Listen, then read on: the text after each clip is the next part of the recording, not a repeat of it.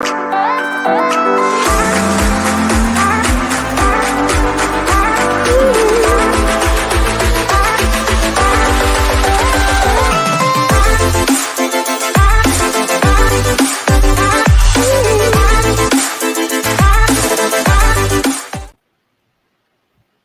evening, namaste, assalamu alaikum wa rahmatullahi wa barakatuhu to listeners in Guyana and globally. Welcome to another weekly Alliance on the Move program geared for Berbice and all of Guyana. Today is the last day of the year 2022, which we've all enjoyed. We've had our highs and our lows, and it is hope with Almighty Bhagwan, Allah, Ram, Sita, Vishnu, Yah, and Jah that 2023 will be a better year with more equality, more togetherness, more love for all. Today we have an excellent group of panelists led by Honorable Kemraj Ramjatan, Esquire, attorney at law, years of legal experience, founder member of the AFC 17 plus years ago. Also, we have with us the veteran oil and gas and environmental expert from the USA. Remember, USA, Dr. Vince Adams. He is a panelist today, and he is a straight talk, no nonsense kind of a person. We AFC asked us to serve and we're here, but we're all Guyanese interested for Guyana's development, not for Dr. Adams' development, not for my brother Bernard Rollins from the diaspora. Very vocal, very firm, very stern on his strong beliefs because he has lived through information in America. He has served in the national service. He knows about the interior of Guyana. He knows about racial inequalities. And today we will talk about the interracial marriages and African and Indian and the conflicts we're having. It's time for this to end. But our first item today, and I'm Shamir, was there in Kuwait and the Islamic Development Bank. Tonight, our leader will present the Alliance for Change message to Guyana and the world. So, ladies and gentlemen, His Excellency Honorable Kemraj Ramjatan, attorney at law and leader for the Alliance for Change Party. Thank you so much, Professor Shamir, and indeed, thanks for also Vince and Bernard being here. I will read the leader's message to the Guyanese public, and it is entitled, "We Will Hold the Government Accountable." Fellow Guyanese, the year 2023 is here, and let me convey my best wishes to you for a prosperous new year on behalf of the Alliance for Change. We have turned the page in 2022, but only after some disturbing developments that will inevitably follow us into the new year. Therefore, we must seek to address these issues before long. The state of health of our economy and the assault on our democracy stands out among the litany of things imperiled by the PPP government today.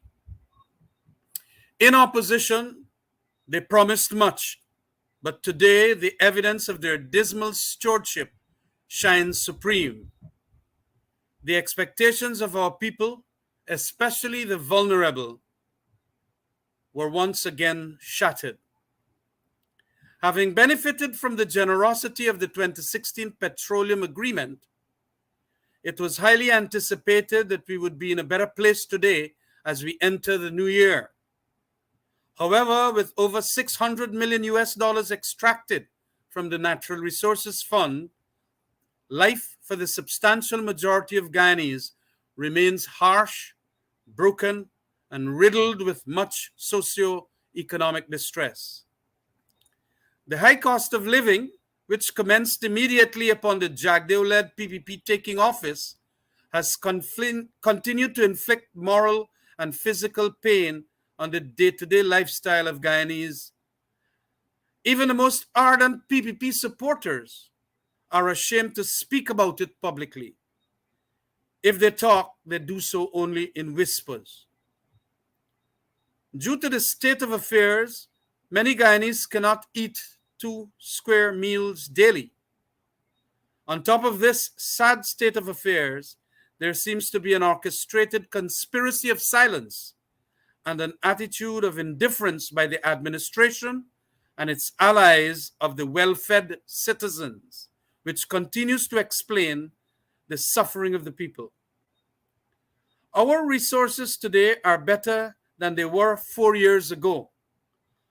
However, there is reason to believe, via Sugate and all, that there is a collusion among the oligarchs, a toxic combination of corrupt PPP politicians and their recently manufactured big businesses. Together, this conspiracy is sucking dry our patrimony. As a result, inequality is becoming palpable and ridiculous. Priority is being given to private profit over the public good. The manifestations of hard times are increasing in hard-nosed crime, domestic violence, suicides, and racial and ethnic discrimination. Democratic governance has also taken a severe body blow. Recently, the opposition publicly revealed the cunning and mischief behind the alterations of our elections laws in both the press and parliament. The malign amendment of deleting from our laws the residency requirement to be a voter and the striking out of house-to-house registration as the method to clean the voters list is the most flagrant assault on our democratic tradition since the contested elections. All Guyana knows of the ills perpetrated in our last elections with the current bloated list. Yet, instead of proposing measures to correct it, the administration is trying to entrench a system of skullduggery to maintain dominance. This was a complete somersaulting of the PPP's position of 1992, when it fought hard for the residency requirement and a house-to-house registration to extract a clean voters list. Therefore, this shameless upending of our electoral framework is a most dangerous development. So too the assault on freedom of expression and conscience of public figures as enshrined in our Constitution. A dangerous new trend is developing where citizens are becoming increasingly afraid to express their opinion of the actions of the government. The intimidation of opponents and dissidents in this fragile politics is also dangerous. We have also seen the shenanigan at the parliamentary level of the executive. They do not want scrutiny of any kind. For example, when questions are asked about who precisely are the beneficiaries of the flood relief, COVID relief, the fisher folk relief, and the double severance pay to sugar workers, the authoritarians refuse to answer. Massive corruption, nepotism, and discrimination are occurring with billions of our oil dollars, made possible because of the non-disclosure clause, made possible because of this non-disclosure practice. Similarly, petitioning the government to have proper consultations with stakeholders before bills are passed, or even sending these bills to select committees for enhancement of the quality of the legislation are refused. The limited number of sittings of the National Assembly and even the Public Accounts Committee, and non-function and dysfunction of a number of parliamentary committees and commissions offer a glimpse of the executive's domination and suppression of scrutiny. In what was framed to ensure a separation of powers regime, we see the legislative body being subordinated to the executive. Moreover, under cover of contrived histrionics and the driving of fear into the upper echelons and lower echelons of the bureaucracy, there is a profound, unrelenting political interference and what can only be described as institutional vandalism. Our police force, the civil service, the Environmental Protection Agency are some glaring examples. In addition to these and other glaring instances of democratic backsliding, there is the developing Caesarism in the vice president's conduct. He must be checked, as I had warned for years now. We want no Caesars. And so the warning of the liberal political thinker John Stuart Mill must be heeded at this time. And to quote him, we must not lay our liberties at the feet of even a great man, or to trust him with power which enables him to subvert institutions, as this hero worship and personality cult is a sure road to degradation and to eventual dictatorship. The reasoning for 2 terms and no more never resonated with that vice president, although he assented to the constitutional amendment to effect term limits. So today, by an administrative bypass, he now serves a 3rd term and will proceed to a 4th and a 5th if he is not made a private citizen soon, as he had with short shrift made of a former president. History will recall that I have warned from inside of the PPP and got expelled for it, and even from outside, that this Caesarism is no good for the give and take compromises of institutional politics in a liberal democracy. And so there is every indication today that the PPP administration only wants to win elections by any means necessary. They're not interested in true democracy. In 2023, we must ensure that our march continues towards a better democracy, which will provide positive socioeconomic improvements and superior governance than we presently have. We will never surrender this principle. Fellow Guyanese, I believe that with unity of action, we will get a better place earlier than we may think. We will continue to hope in the possibility of tomorrow because our cause is just. Happy New Year. God bless you all and our beautiful, bountiful Guyana. Thank you very much. Thank you very much, Honorable Leader Kemraj, for that honest, fair, and heartwarming message. Ladies and gentlemen, today, many of you might not be aware, on the global circles, Guyana was featured on Al Jazeera for over half an hour. My day was bombarded with phone calls and reach out from Qatar, from Kuwait, from Saudi Arabia, from Oman, Egypt, Turkey, Pakistan, India, on that tape. The president spoke. The questions I was asked is what I'll share with the audience without fear, because heaven is above me, the Almighty. Is this the same president who had 14 fraud charges withdrawn? They read the newspaper. Is it the same president, finance minister, Mr. Brassington, had charges withdrawn?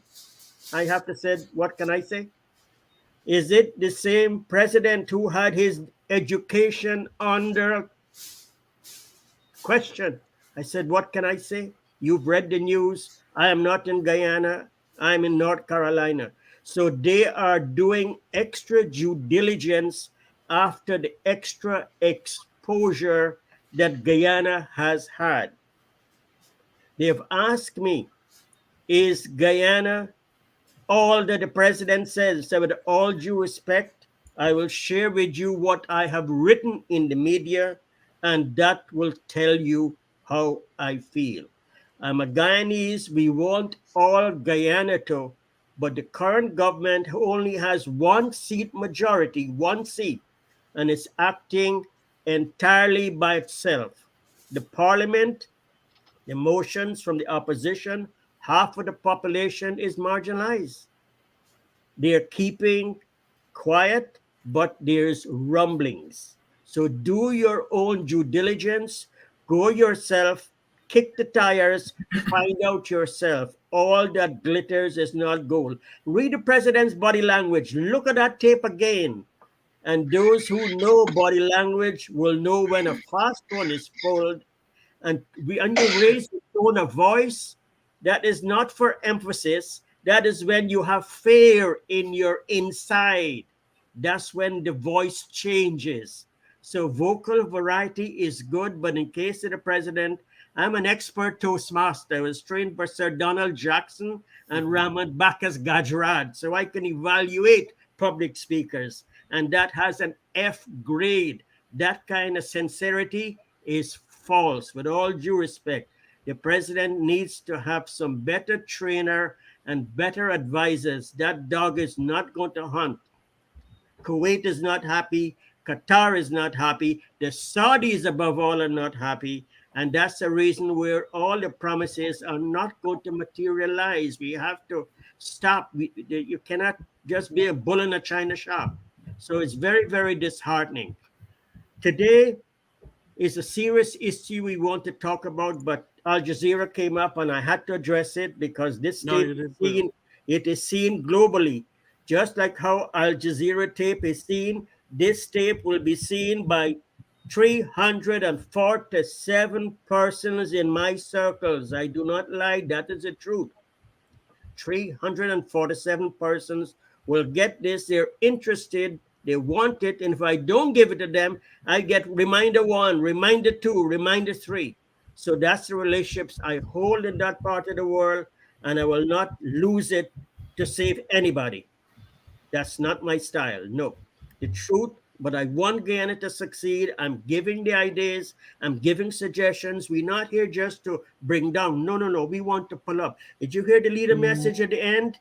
We want to bring up and get Guyana better for all, equality. We talk about democracy. Democracy is not the election. Transparency. What's happening today? All the government having your own committee. Yes, they asked me about the committee. I said yes, but they all start with PPP members. Even they're picking the opposition. They said, "What did you say?" I said, "Yes, they picked the opposition party with one representative to be the deputy and the speaker when it's supposed to be the opposition party." They said, "Are you sure?" I said, "Yes, I am sure." And for the opposition member and the natural resource fund with the billions, they picked the opposition. They said, "You sure?" I said, "Go do your due diligence." Yes, the president, I heard him myself. I heard him live. Committee this, committee that. But when you stack the deck, come on. Mamo didn't raise the fool. You cannot stack the deck with your own people, then said the opposition is involved. Cap, yes, you take the information to the parliament, but then you wrong the truth. You don't listen to the opposition, the speaker rule. Half of the opposition, you put them off. You get them out because you don't want to hear. So, I've had to tell Al Jazeera the truth. Al Jazeera, and I've given them, I have a list with 988 articles written by people. So when people ask questions, all I do is copy and paste. I do not have to express my opinion. It's not my style. If they ask me, then I express my opinion, but what others are saying. Kaichur News, Chronicle, Village Voice, Demerara Waves, what the people are saying, not me. Bring it to their attention. And now they are doing their due diligence. That's why they came back to me. So hopefully the government is listening and will get your act together. That tape is going to have more questions than you're prepared to answer. And when the two messages that are coming out today from the opposition party, that is not going to be very, very, very helpful. So please straighten up. Today we wanted to talk about racial attitudes and behavior. We all know inside and outside of Guyana, Guyanese are faced with growing and ongoing divisiveness even before our independence. This decisive behavior is driven by hate. I do not know why hate. We're not supposed to hate, but unfortunately we have it. Past and present government has refused to address the situation because it's very touchy. Nobody wants to hurt, but we have to address it. It's post-traumatic enslavement, has to do with our indentured labor all the way back. Plus, our educational system is not geared to assist men and women who are termed cast out. I repeat, men and women who were deemed cast out were mistreated and taken advantage of and bear the blunt of hardship in our community, particularly in the Berbice areas and the other areas, but were more predominant in it because it has to do with our culture, where we brought from the boat and everything else. But this has to stop. It's a new day. Even if India, the caste system is going down lowly. The president is from a low caste, and they have changed very, very much in India. But Guyana, we seem to, all the bloggers and the writers in New York, and they doctor this and they doctor that. When Bernard raised it, silence, silence. This is a society we have, and these are educated persons. So we are demanding, with all due respect, our educational system to tell the truth about Guyanese, who we living, the pain of our parents and our grandparents and our great grandparents. And in tonight's panel, we have two persons in Dr. Vince and Bernard, whose family is multiracial. So they are what I call lived experiences. We have all the writers, all the PhD, all the researchers will write it, this one and that one. But these are two gentlemen who has lived it, and they're the best authority, with all due respect. No spin doctors or globe span or any span can counteract lived experiences. So hopefully today, AFC will take the leadership role in trying to bring this item for the public's attention. So please, and we need your support. Brother Bernard, you are a strong advocate on this, so I'll ask you first to take the lead, and you're the one who asked for this program. You have badgered me all week, and the leader took me on, and within one day we got it. This is the truth. I thought we could do it next year. You badgered me. I think I cannot begin to tell you the badgering the I point did. is that I must first congratulate the leader, Kemraj, Yes. and his family. Happy New Year to you. Happy Kwanzaa. Yes. I know you. I know you. The AFC had taken the lead a long time in terms of race hate. I call it race hate in Guyana, but it was so quiet that all people wanted to see was success. When Walter Rodney took on the issue of Rampasad at the toll station in quarantine, many folks didn't understand who Walter Rodney was at the time, but he was from quarantine, right? And he dived into it, and people were upset because of the position that he took. So what I want to say tonight is that my grandmother, Rebecca Ramlogan, is a cast out. Wow. She was born to an East Indian man, right?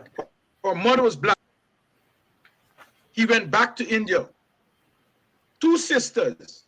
One sister was born to an East Indian woman, and the other sister was born to a black woman. Rebecca Ramlogan and Bibi Ramlogan, two sisters, born in Kanji. In Kanji, where the marker for the two sisters is that Old Man Gafu can tell you about the history about the Farrell family in Kanji.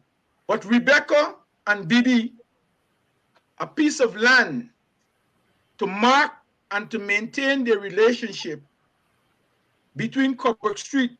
You know, you go from street to street, a house lot. So half Rebecca live on the Coburg Street side, and that's the side where we live. But before Rebecca went to Coburg Street to live, where the land was divided, she lived in Gafu Yard. And Old Man Gafu know the history of my grandmother, who was a cast out. His sister, her sister, they met in Gafu shop. That's the only way they could have met. They could not have been seen on the road talking to each other. What? No, they could not have been seen. My grandmother, as I know her, she would not tell us the story, but I will find out that story later on, because I would ask my uncle, why is it my grandmother would always cry like that? As a little boy, I grew up seeing my grandmother crying, but I didn't understand how she was being treated, how she was driven. She was driven away from the Ramlogans family. She was driven away. She was not supposed to be seen among them. So Gafu, Old Man Gafu on Public Road, on Public Road, Kanji, he was the one who took responsibility for my grandmother. The house behind Old Man Gafu's shop, that house, he gave it to my grandmother. Just because of the way in which she was treated. And what I'm saying is that I use that as an example to say that Kanji is not the only place where you had all these cast out, right? Mm-hmm. Because you had the estate, you had the indentureship, and you had the slaves, right? I am not a historian, but living this, I can tell you that there was problems between the indentured servants and the slaves. My history did not go all the way there, but for what was left over, it is a crying shame that the Guyana government, both past and present administration, have not prepared what is called a history of the Guyanese people, that Guyanese will understand that East Indians and blacks are brothers, and we got a close relationship that nobody wants to talk about. And it is important. If this country is going to go forward talking about one Guyana, we have to understand first the people, the men and women who were torn cast out. We have to understand that, because the hate that is carried. A man who's been, have you ever seen our cast out is being treated? He has been beaten, he's been taken advantage of, man and woman. I can tell you about it. You could not walk from Cumberland, you could not walk from Kanji to Betsy Ground. You had to pass through Cane Field. What I'm trying to say is that we got to do a little bit of, we got to backpedal a little bit and say, look, the correction has got to be made.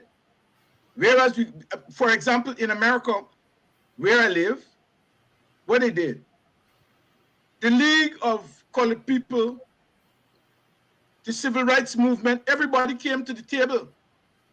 And they decided that, look, this is how we're going to deal with it, because you know what's going to happen? As Cameron rightly said, you have to be careful if you give one and don't give the other. You're going to get trouble. You're going to get serious trouble, because the cast, the people who are being cast out, them who they think because they live in the village. Professor, is only a dam divide Bremerton and Ithaca. It's only a dam divide Betsy Ground and Cane Field. Huh? What I'm saying, these visible, these borders are existing, even though you got men and women walk together. They are visible. You could see these borders in Guyana. Because just according you see the money is being shared, there's a border on which the money is being shared. One get and another don't get. That's a border.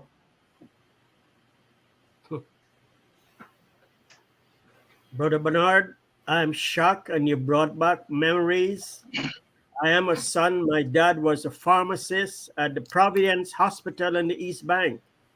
And when he got married to Cadrell, who owned the entire land of Canaan, that was my grandfather's property. Cadrell from Bagerstown, all of land Canaan he owned. He was a big entrepreneur, businesses and shops. So he asked my dad to resign from being a pharmacist at the hospital and to have a shop at the Providence Estate, where the mosque is now. Just about 2 blocks away, there was a shop. And what you're saying, I have seen elements of it, but I could not label it then. Now you bring it to the attention. I can see that division. Even in the shops, there was the alley shop and then there was the Bastille shop.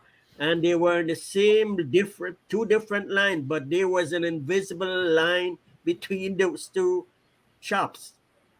An attitude, yes, is just come back. I couldn't put labels on it, but yes, those were divisions were there. I can tell you that people felt scared To say East anything. Indians Yeah. who knew that they were related to black people, they felt scared. They could not be seen. They could not. They thought it could was a not be stigma. seen. But they thought it was a stigma, quite frankly. But look, we're going to deal quite clearly as to some of how we can get to a new dawn, as it were, and how we can resolve some of these Education. issues. But Well, let me tell I'd like you, to hear. what did Yeah. Aruba do? Why is Aruba, a small nation, so successful? We have visited Aruba 10 times. You know what the police does in Aruba? To get a dog to stop bark and to get a cat retrieved back. Because in the educational system, from kindergarten, they're taught to respect the tourist. That's right. If you overpay your fare to the taxi, they return it back to you. If a stuff is left in your taxi, they fine you and give it back. It has to be the education. It has to come from the education. For disrespect has to come. We can all do the talking and the communicating, but it has to be through the educational system. So I'm gonna Let me hear Vince on it now. Yes. Yeah, thanks, Professor and Camarade and Bernard. I just want to say Happy New Year to all of Bobis and to Guyana. Wishing you and your family, a healthful and prosperous and happy 2023 and beyond. I just want to touch on something that the professor said. Professor, I think you need to take back to your friends in the Middle East that there is still hope. We've got a president who went to Ifrot University, so that's what they're seeing. But the AFC stands for free education. So we're going to do that just for the president to make sure that he gets a real education at the University of Guyana. Amen. Okay. So tell them there is still hope. Okay. But as far as this whole racial divide in Guyana, a lot of people believe that this thing is somehow in our DNA. That is absolute nonsense. Kemraj knows the history better than I. I'm sure that you, Professor, knows Guyana history better than I do. I'm probably older than both of you. But I lived it. In my days when I was a little kid, first of all, my father is black. My mother is Indian. And when we walk the street, people used to turn in their heads. We've come a long way where Guyana now has 20% of the population are mixed race. Yes, yes. Blacks are 30%, Indians are 40%. So we've come a long way, which gives, to me, that is hope. Remember what I said again? The whole the birth of Guyana came from an Indian and a black person. Barnum and Cherry Jagon were like brothers. Yes. They fought for independence of Guyana. Okay, we were one. I lived in a place called Linden, growing up as a little kid.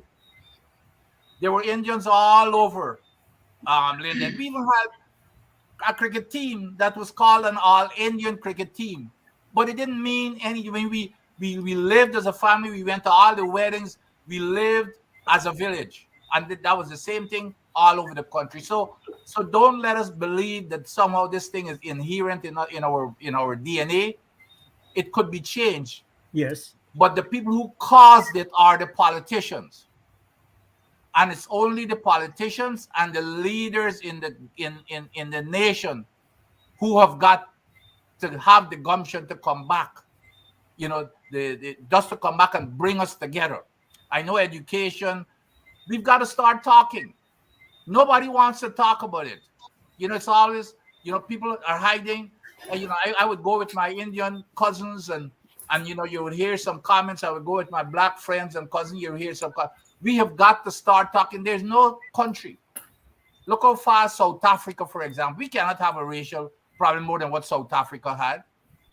Look how South Africa has now been healed. I'm not saying that there's not still. It's been healed. We can do the same thing, but it takes leadership. And the first thing you've got to do is acknowledge it. You just can't talk about one Guyana. That doesn't mean anything. So that's where we have to start. It's from the leadership of the country. And we just can't, even in our economy, Kemraj touched on it.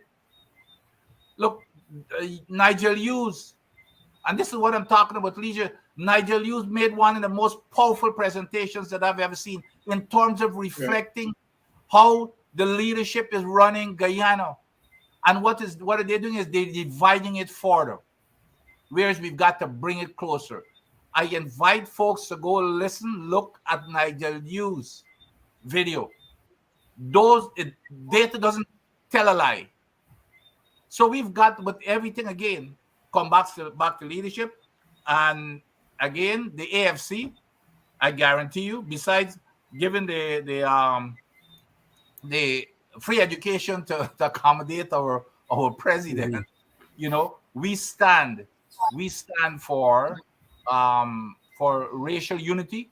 And I don't care how rich, how much money you get. You will never get any place without racial unity.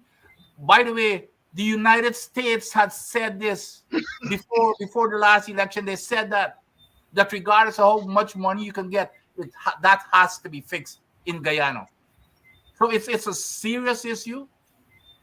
Here's the other reality. We all have lived. We have more problems in our own family, whether you're white, black, or Indian, in our own family, than we have like a black have with an Indian. Okay. We have that bias somehow because somebody is Indian. That stereotype. You go ask folks. Ask them how many real problems they have with an Indian person that they hate. And I bet you 10 times that are going to say they've got problems with the brother and the sister and the cousin and everybody else. But the only problem they have with an Indian or a black person is that they're because he's Indian or a black. That's the reality. That's why we've got to bring this. We've got to let people understand. We weren't born this way. The hope again. Almost half of Guyana's population, 48% to be exact, are below the age of 26. And so and as we go in the right direction, like I said, with the 20% of mixed race, it's telling you something now. Nowadays, remember I tell you when I was a little boy, everybody would turn their head when they see an Indian or black. It's normal now. It's a normal. So that's our hope, and that is what the politicians, rather than dividing us like what is happening now, the politicians need to get together and bring us closer together. But we have to talk about it in the open. You can't solve a problem if you do not acknowledge it and have programs in place. Set up a committee, a racial harmony committee or something, and even make a ministry out of it or a department out. It's that important. Make a ministry or a department out of it. We've got this culture. I don't know what. To be honest, I don't know what not social, whatever it is. If it has to be in there as a department, that's fine. But they should be focused on racial harmony. So that's what. No, but the No, thing so about if I could come in here, Prof, I want to say that our historical experiences because of colonialism took us there, because of the divide and rule Right. policy of the colonialist. And also, when we gain independence, the rot, and from that system, the rotten nature of it also then spilled off, and it was used correctly, as stated by, um, I think it was you, that we now inherit some of that kind of nastiness. But as we evolve, we need, I think that Vince is correct, completely correct, that we got to get this thing done by leadership. But that is not exclusively it. It is a combination of socialization. As we get more educated and family members appreciate that a human being must be treated with dignity, whether he black, brown, or white, we got to do that at the social, at a socialization level. Like when you're going to school, like when you in your family, in your home, whenever any stupid talk is made about something negative about ethnicities and so on, we ought to bring it to a halt and say, stop that, and at the education level too. The education level is paramount in my opinion, because if we especially start teaching young children, and that is where it is can be cultivated at schools, at an educational curriculum that respects the other, we are going to go faster that distance to reach the destiny of harmony, as it were. And I agree with you, Kemraj. I agree with you. But what I'm saying, you have to have a focus. You've got Ministry of Education, you've got the well, we did, this is what we did in the reform process of the constitutional reform in 2002. We set up the Ethnic Relations Commission. Yeah. But the thing is not functioning. Yes, yeah. That's exactly right. That is the problem, because we realized that this problem at that time when there was so much reform and a kind of a renaissance in this ethnic and gender area, we decided that we are going to ensure that we have an Ethnic Relations Commission. So many years, sometimes we take just to name the people to constitute the body. And then when they constitute the body, they just sit down, and we are not getting the quality work as to what should be done, even if at a community level, a cricket ground level, what level, and what it is that they should be done at the societal level. Glad you mentioned cricket, Kemraj, because that's a good analogy. That's right. When I played for cricket for Guyana, of course, you got your competition all over the place. But when we get on that team, even in the Case Cup teams, when you play with Indians and everybody else, you think you're looking at race. You're glad to win. Everybody's pulling for each other. You see, when you win, you go and hug up and kiss up and do whatever with everybody's like your brother.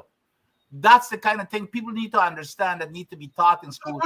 That it's one team. It's one team with one objective, to win for the country. But Dr. Adams, yeah. I can remember we had colony-wide or school sports, right? And when you come into high school, right, whether you like it or not, you had to be a part of the sporting activities, and people were forced to bring it. You had to be part of the activities. When I went to school, even though some parents was pushing against it, you understand me? I know a lot of friends from Blairmont, right? And today they're reflecting on some of the things that had passed, and they talk about it. What I'm saying is that this government have an opportunity. Look, they don't have to reinvent the wheel. They don't have to reinvent the wheel. They have a golden opportunity with computer science. They have a golden opportunity with social work. And you just engineering tech. You just call sports. It. Don't forget sports. Don't forget sports. Health. Look at. I ask a question. All the doctors who go to Guyana, all these different doctors that go to Guyana, the different groups that go to Guyana, what is Guyana learning? How is Guyana growing from these doctors, these different doctors that are carrying these groups? What are they learning from them? And then you see a Dr. Court go to Berbice.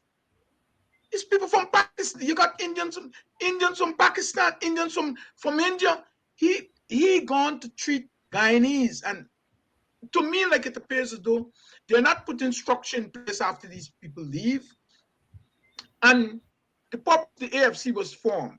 It was to tear down this embarrassment that confronts us right now. We cannot continue to go forward. And this is the right time that we're taking this position.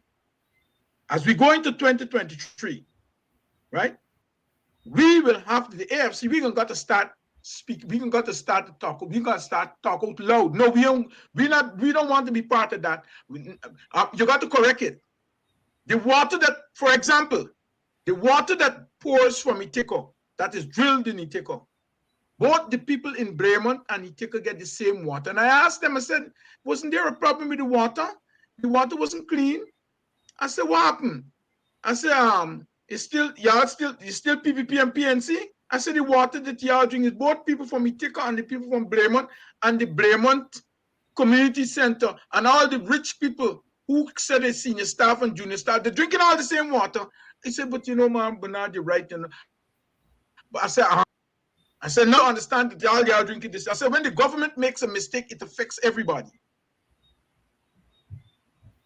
Yeah. When the government makes a mistake, and you got to talk out, you got to speak. I am saying that we got to start talking now. We're not going to continue into 2023 with the same behavior. One Guyana must come with education. It must come with skills. It must impact. It must grow. It must grow our people. It must educate our people. We are all one. There is no time for the nonsense, the foolishness. Huh? Yes.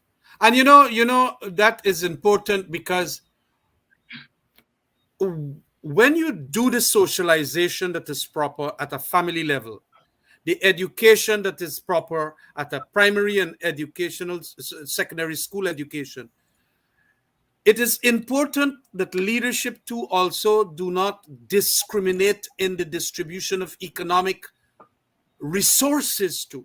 Yes. Because yes. all could topple over and could break up and collapse if one set sees that another is being discriminated, or they are being discriminated against. Sure. And that is why I paid special attention, because no matter what your education and leadership and all of that, everything could collapse if, let's say, with the oil monies, you have now the facts coming out that billions and billions are being, distributed in a way that can make other people resentful. It could make the whole country a dangerous place. Yes. And that is fundamental. So it requires also administration and leadership and what is called equal, or as best as possible, not an unequal distribution of the resources of the country, especially when the revenue stream can be so huge, like an oil and gas sector revenue stream. And it is then because people would want to know, and the government of the day, the leadership of the day, even the opposition, because they comprise part of the government too, in a sense, being in the opposition, they must ensure that monies, funds, economic resources are equitably distributed.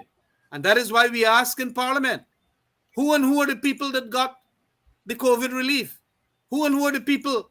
And, we even made a suggestion. If it is 4,000 people that get, or 40,000, please put their name on the website.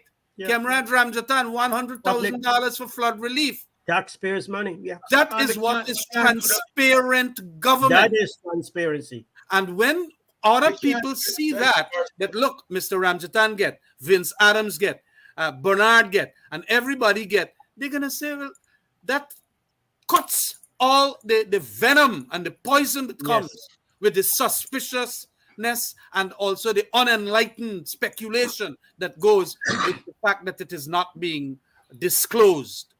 And that is what we got to carry on to evolve this democracy to a higher level of governance. Yeah, so so it is just very to add, important that we get all of that. So just to add, let me, and this is might appear to be a plug for the AFC, and this is on a personal note. Like I said, I'm mixed, half. We can't run away from it. The PNC party is a black party.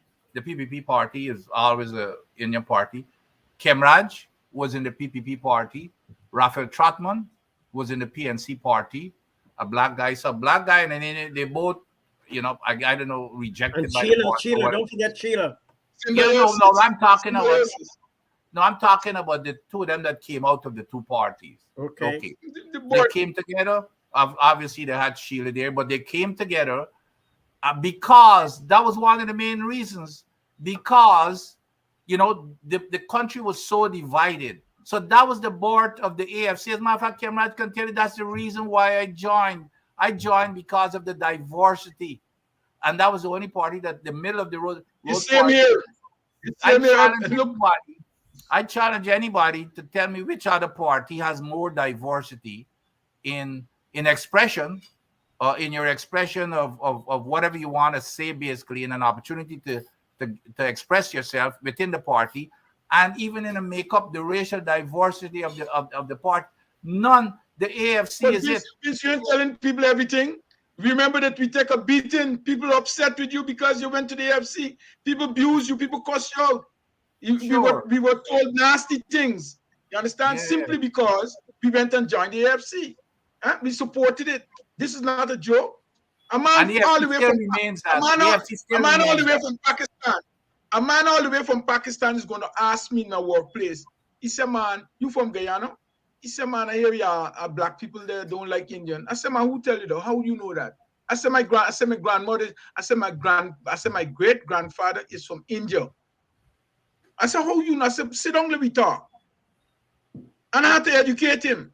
I said, whatsoever's being shared to you, I said, you must question it. I said, I'm Guyanese to the bone. You understand? And whosoever carrying that, there is a lot of folks out here who is spreading some bad news and bad rumors about Guyana. You understand? And you can remember when Guyana didn't have no oil. We had no oil. It was Indo and Afro, right? Yes. Now Yes. oil. Now Guyana. Now Guyana got oil. Now everybody's Guyanese. All of a sudden, Indo gone, Indo disappeared, Afro gone, disappeared. Everybody's Guyanese now. Yes. Understand me? Yeah. What I want people to do, the ones who are spreading this hate, who are spreading this bad news about Guyana, about Guyanese, not liking one another. You understand? Let them look at the leadership, and let them look at the politicians who are doing it. Yeah. Let them look at the politics. Had it not been for you, Kemraj, and Raphael coming together with Sheila, Guyana would have been in serious trouble right now. We had nothing to look to. Guyana would have been in serious trouble. I'm telling you, this is not a joke, because you made a statement. You said, you see what you're all doing? When you was in the magistrate court, you warned them. You see what you're all doing? You see this money we all taking and giving it to one set of people? And you ain't giving it to another. You ain't giving it to the rest. Everybody should enjoy Guyana.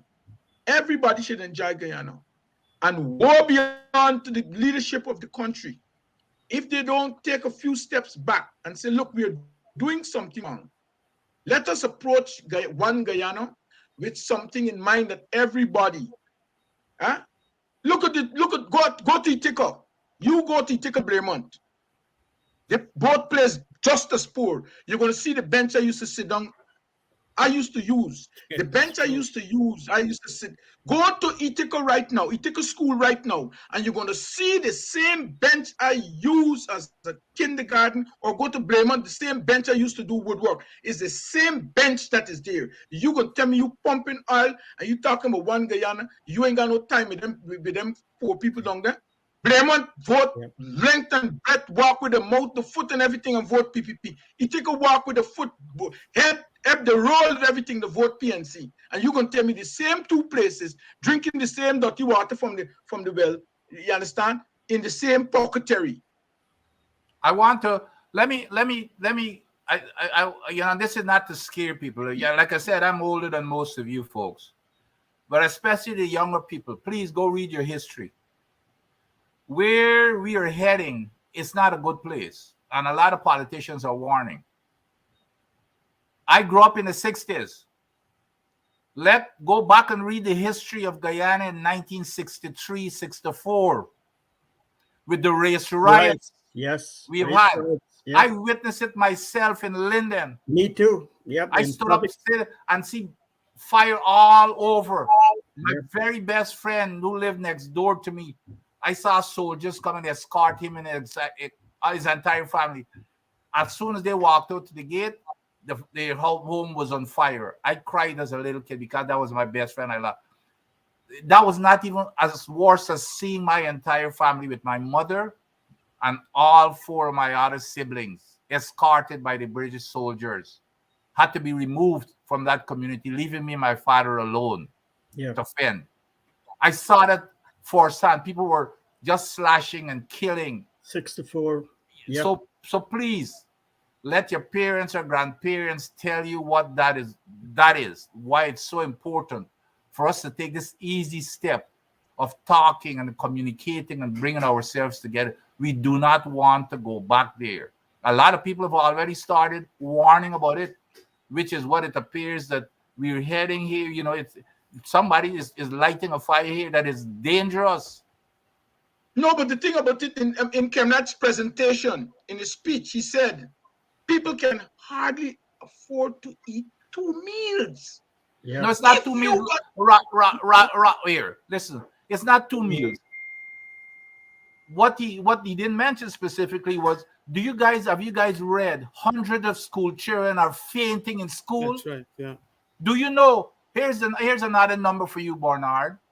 Do you know before the PNC took office, which is a bad number anyway, but it was going in the right direction, 42% of the population were living on $5 a day. That has increased within the last 3 years to 48%.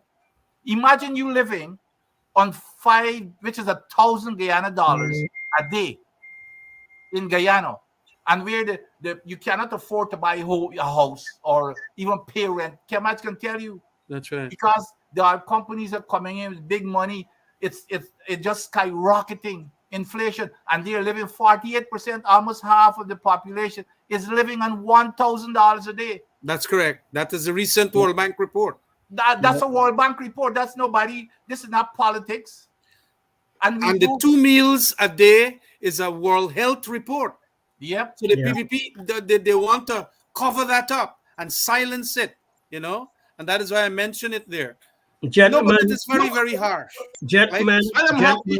Okay, but Gentlemen, Kemrat, we have just 2 minutes remaining, and the lesson is personal responsibility, That's right. along with leadership from the nation's government and from the opposition, civic leaders. We all have to take, with all due respect, collective this has got to responsibility. continue.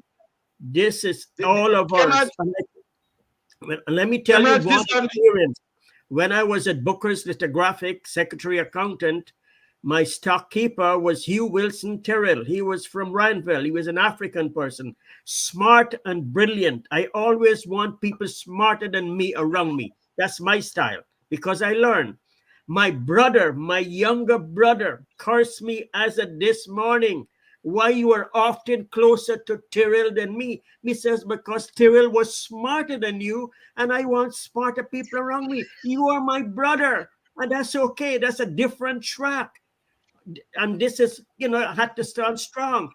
I would take Terrell wherever I am. He was there because he was adding value. He was important. I found his importance. Back to person. It didn't matter whether he was black, blue, and green. I didn't see that. I saw he was a smart guy. Granted, he was not rich, but I was not looking for a rich person. I wanted a smart person, and he did. Hey, And so, let me say quickly, Bernard. You talking about the education, and the professor just mentioned it too. Here's another piece of data. I just read it today in the newspapers, and Kemrat, I'm sure he knows about it. Do you know there are 2 or 3 schools in Rhineville right now are only holding classes 2 or 3 times a week? Yeah. You know why? Because the school doesn't have furniture. oh, Yeah. We're boy, bragging about all the billions we're making offshore, what's in the fund. And we have 3 schools in Sad. Oh my. that where the children are rotating. They're going to school 2 days or 2 or 3 days a week because there's no furniture. And then of course the ones who are fainting in school. That's the condition we have. And you're seeing all kind of big house putting up and people buying car. It's one set of the people who are making his friends and families. That's And what the favorites. And favorites. Gentlemen, true, so true. Our time is up. 1 hour is up. And so, ladies and gentlemen, today is the Thank you. last day of the year. This conversation will continue, but each one of us, you, myself, and I, collectively, government, opposition, civic leaders, every one of our 800,000 Guyanese and visitors are all involved. And as we dare, I'll offer us St. Francis de Assisi.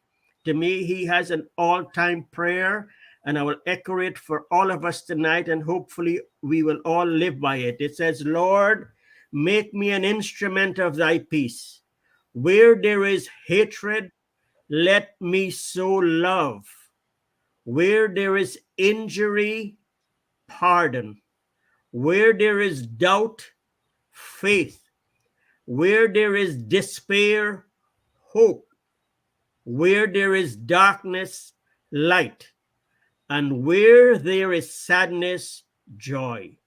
O divine Master, grant that I may not seek so much to be consoled as to console, to be understood as to understand, to be loved as to love.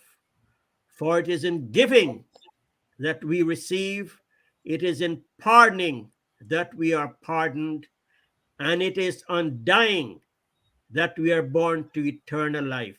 Ladies and gentlemen, best wishes for a blessed end of 2022 and a fantastic, happy, successful, joyful, and a nation, one people, one nation, one destiny, onward and upward may we ever go. Amen. Ya Allah, Bhagwan, God, Ram, Sita, Vishnu, peace be with you all. Blessed 2023. Before we, Thank before Thank we you so go out, much. Thanks. I want to say, Thanks. Kamraj, I want to thank you for your leadership throughout 2022, and I hope that we Amen. can continue this conversation. Amen. Amen. Thank you, Brother Vince, and thank you, Leader Thank you. Kim, and thank you, Brother Bernard. This shall continue. Bye-bye, everybody. Bye. All right. Bye-bye. Bye.